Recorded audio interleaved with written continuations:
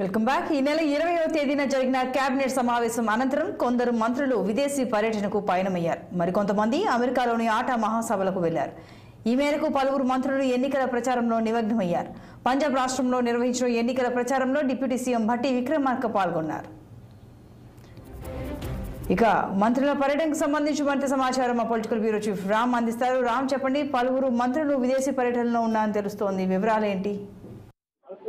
సంతోషి, ఏదైతే డిసెంబర్ లో రాష్ట్రంలో కాంగ్రెస్ పార్టీ అధికారంలోకి వచ్చాక పరిపాలనతో పాటు అసెంబ్లీ సమావేశాలు వివిధ పర్యటనలతో బిజీగా ఉన్నారు మంత్రులు. ఆ తర్వాత వచ్చిన లోక్సభ ఎన్నికల ప్రకారం దాదాపు 2 నెలల పాటు మొత్తం కూడా ఎన్నికల ప్రచారంలో కాంగ్రెస్ పార్టీ పార్లమెంట్ ఎన్నికల్లో పోటీ చేసే కాంగ్రెస్ పార్టీ అభ్యర్థుల గెలుపు కోసం మంత్రులందరూ కూడా నిమగ్నమై ఉండటం, ప్రతి పార్లమెంట్ నియోజకవర్గానికి ఒక్కో మంత్రిని కూడా ఇన్ఛార్జ్ గా నియమించిన విషయం తెలిసింది. ఈ నేపథ్యంలో లోక్సభ ఎన్నికల పోలింగ్ అనంతరం చాలా మంది మంత్రులు విదేశీ పర్యటనలకు వాళ్ళు ప్లాన్ చేస్తున్నారు. ఈ నేపథ్యంలోనే ఈ నెల 20వ తేదీన రాష్ట్ర సచివాలయంలో ముఖ్యమంత్రి రేవంత్ రెడ్డి అధ్యక్షతన క్యాబినెట్ సమావేశం జరిగిందో క్యాబినెట్ సమావేశం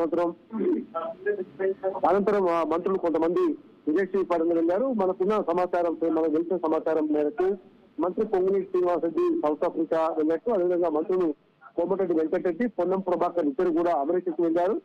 డిప్యూటీ సీఎం భట్టి విక్రమార్క మాత్రం లోక్సభ ఎన్నికల ప్రచారంలో భాగంగా పంజాబ్ రాష్ట్రంలో కాంగ్రెస్ పార్టీ తరఫున ప్రచారం చేసేందుకు వెళ్ళారు. ఈ విధంగా మంత్రులు మరికొంతమంది కూడా వివిధ కుటుంబ సభ్యులతో కలిసి వివిధ పర్యటనలకు సిద్ధమయ్యారు. అంటే జూన్ 2వ తేదీ రాష్ట్ర దినోత్సవ వేడుకలు ఉన్నాయి కాబట్టి ఖచ్చితంగా జూన్ 1వ తేదీ లోపు మంత్రులందరూ కూడా మన హైదరాబాద్ కు చేరుకుంటారని చెప్పి మంత్రుల కార్యాలయ వర్గాలు తెలుపుతా ఉన్నాయి. జూన్ 2న తెలంగాణ రాష్ట్ర వ్యాప్తంగా కూడా రాష్ట్రావతరణ దినోత్సవ వేడుకలు, అదేవిధంగా దశాబ్ది ఉత్సవాలు కాబట్టి సోనియా గాంధీ కూడా ఈ వేడుకలకు ఆహ్వానించాలుగా వస్తుంది కాబట్టి మంత్రులందరూ కూడా పాల్గొనేందుకు ప్రతి సీఎం కార్యాలయం నుంచి అందరూ కూడా సమాచారం ఇచ్చినట్టు తెలుస్తా ఉంది. మరోవైపు మంత్రి కొండా సురేఖ మాత్రం ఈ నెల 1వ తేదీ నుంచి 10 రోజుల పాటు విదేశాలకు కుటుంబ సభ్యులతో కలిసి వెళ్తున్నట్టు తెలుస్తా ఉంది. కాబట్టి మొత్తం కూడా ముఖ్యమంత్రి రేవంత్ రెడ్డి కూడా కేవలం మధ్యాహ్నం 4 గంటలకి 3 గంటలకి తర్వాతనే సెక్రటరీకి రావటం, వివిధ రంగాలపై సమీక్ష సమావేశం జరుపుతామని పరిణామాలు చూస్తుంది. గత 2-3 రోజులు కూడా ఆయన కేరళ, ఢిల్లీ పర్యటనలో ఉన్న సీఎం ఇవాళ సాయంత్రం హైదరాబాద్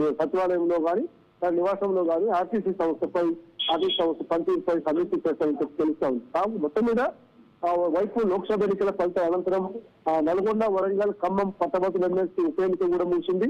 జూన్ 6వ తేదీన మొత్తం దేశవ్యాప్తంగా లోక్సభ ఎన్నికల కోడి ముగుస్తుంది, అదేవిధంగా తెలంగాణలో కూడా ముగుస్తుంది. కాబట్టి ఆ తర్వాతనే మొత్తం పరిపాలనపై ముఖ్యమంత్రితో పాటు మంత్రులందరూ కూడా పరిపాలనపై దృష్టి పెట్టే అవకాశం ఉంటుంది.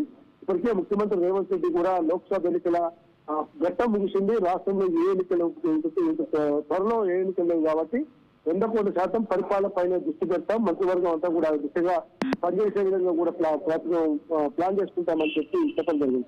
కాబట్టి జూన్ చివరి వారంలో జరిగే బడ్జెట్ సమావేశాల్లోపు మిగతా 6 మంత్రులు కూడా పూర్తి చేసే అవకాశం ఉంది. ఆ తర్వాత నామినేటెడ్ పోస్టు ప్రక్రియ కానీ ఇతర ప్రక్రియ కానీ పూర్తిగా జరిగే అవకాశం ఉంది. కాబట్టి మంత్రులందరూ కూడా విశ్రాంతి తీసుకోవడం కోసం తమ కుటుంబ సభ్యులతో కలిసి ఆటా మహాసభల పేరుతో అమెరికాకు, ఆ తర్వాత కొంతమంది సౌత్ ఆఫ్రికాకు వ్యాపారాల నిమిత్తం సౌత్ ఆఫ్రికాకు, ఇతర దేశాలకు కూడా పర్యటనలకు వెళ్లారు.